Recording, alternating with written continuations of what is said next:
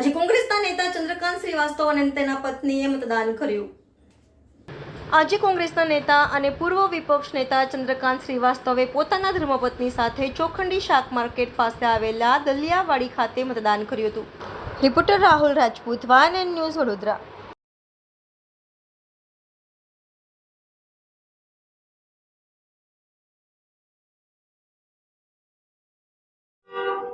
અને લોકશાહીની સાચી નિશાની એ જ છે કે લોકો પોતાનો મતનો ઉપયોગ કરે.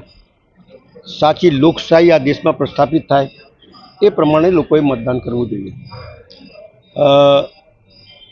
લોકો એક બહુ આશા અને અપેક્ષાની સાથે વોટ કરતા હોઈએ છીએ કે અમે વોટ કરીશું તો આવવાવાળી સરકાર આ દેશનું ભલું કરશે, દેશમાં રહેતા નાગરિકોનું ભલું કરશે અને દેશ મજબૂતાઈથી આગળ વધે એ પ્રમાણે એમના મનમાં જે ચિંતાનો એક વિષય હોય છે એ પ્રમાણે લોકો મતદાન અને લોકશાહીને જીવંત રાખવા માટે મતદાન કરતા હોય છે.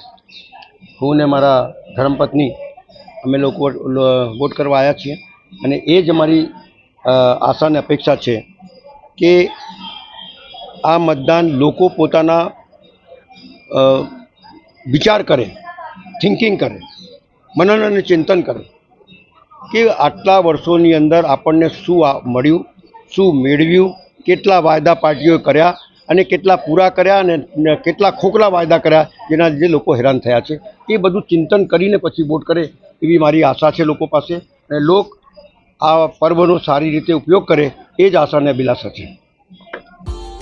Subscribe now and press the bell icon. Never miss an update.